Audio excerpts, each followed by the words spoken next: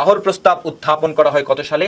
23শে March 1940 সালে লাহোর প্রস্তাব উত্থাপন করেন। যে লাহোর প্রস্তাবের মধ্যে বলা হয়েছিল ভারতবর্ষের প্রত্যেকটি এলাকাকে ভৌগোলিক অবস্থান অনুযায়ী আলাদাভাবে চিহ্নিত করতে হবে এবং উত্তর পশ্চিম এবং দক্ষিণ পূর্ব ভারতের মুসলিম অধ্যুষিত অঞ্চলগুলো এমনভাবে ভাগ করতে হবে পরবর্তী সময়ে যদি কোনো রাজ্য চায় যারা যাতে স্বাধীন হয়ে যেতে পারে, অর্থাৎ তারা স্বাধীন ও সার্বভৌম রাষ্ট্র গঠন করতে পারে।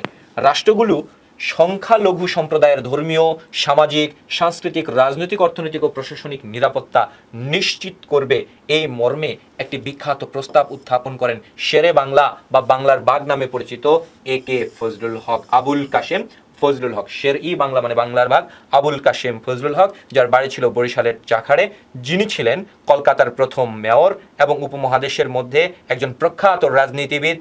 তিনি প্রস্তাব দিলেন যদি ধর্মের ভিত্তিতে এই রাষ্ট্র আলাদা হয় তাহলে এমনভাবে রাষ্ট্রটা আলাদা হবে যাতে পরবর্তীতে এই যে অংশগুলো করা হবে তারা স্বাধীন এবং সার্বভৌম রাষ্ট্রও গঠন করতে পারে।